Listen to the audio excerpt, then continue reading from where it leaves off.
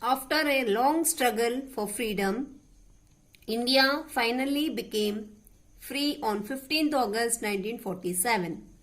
The long British rule had drained India of its rich resources, which included people also. We inherited a country which had been exploited for centuries. The Indian leaders had a big task to rebuild the country bit by bit. But the two most difficult challenges before them were the problems of the rehabilitation of the millions of refugees and the problems of the princely states. The refugee crisis. The British left India with the scar of partition. The creation of Pakistan was followed by largest cross-border migration the world had ever seen. Thousands of people were killed. Millions lost their homes and took refuge in India empty-handed. Delhi and Calcutta were the two most worst affected cities of India. A Ministry of Rehabilitation was formed to handle the situation. Refugee camps were established. Gradually, houses were built. Employment was created. Scholarships were given. Schools were started and lands were given for cultivation. All these things were done on war footing because the refugees were now part of India. As a result of these steps, rehabilitation of the refugees was successful to a great extent. We can see here refugee in trains in Punjab. Integration of the princely states. The government of India now decided to unite India into one country. At the time the British left, India was divided into 562 princely states. On 1st July 1947, the British cancelled their treaty with the princely states and gave them the right to stay independent or join India or Pakistan. At this juncture, Sardar Vallabhbhai Patel emerged as a strong leader who vowed to unite India. He is truly known as Iron Man of India. His honest effort, shrewd diplomacy and patriotism appealed to most of the princes to join Indian Union except three. The three states which were not ready to join Indian Union were Junagadh, Hyderabad and Kashmir. Junagadh. Junagadh was a small state in Gujarat. The Nawab of Junagadh wanted to join Pakistan while his subjects wanted to join India. The Indian army was sent to take over the state. The Nawab flew to Pakistan and Junagadh was annexed to India. Hyderabad.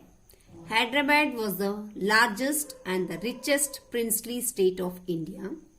The Nizam declared Hyderabad independent.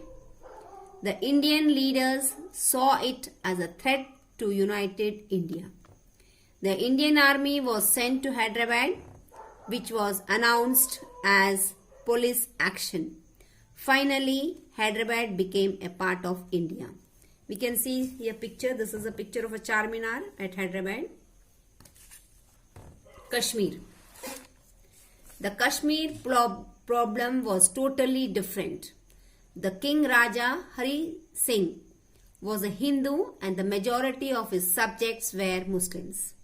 The Raja wanted to remain independent while his Muslim subjects wanted to join Pakistan.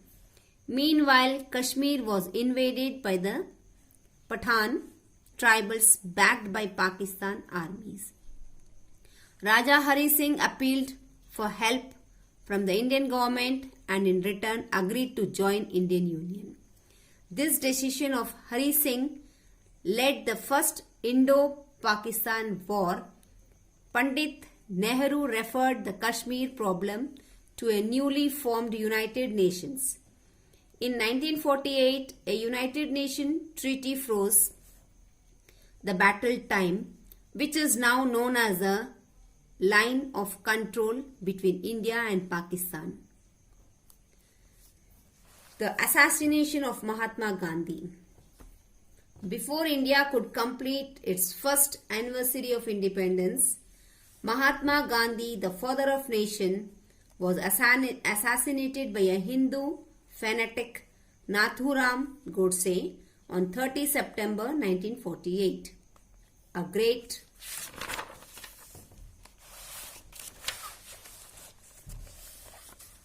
great blow to the country. A great moved, Nehru said.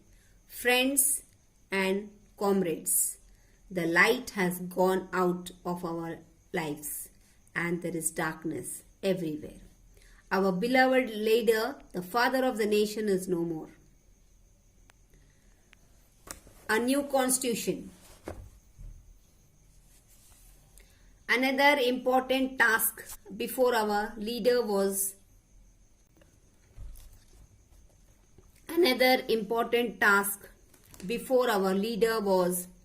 the framing of the Indian Constitution. It took 3 years for the Constituent Assembly to complete the Constitution. On 26 January 1950, the new Constitution came into force, commemorating the 20th anniversary of the celebration of Independence Day. At the Lahore session of the Congress under Nehru, the chief architect of the Constitution was Dr. B.R. Ambedkar. The Constitution guaranteed equality, justice and liberty for all Indian citizens. Universal adult suffrage was introduced. Every Indian above 18 years had the right to vote, irrespective of his caste, color, creed or gender.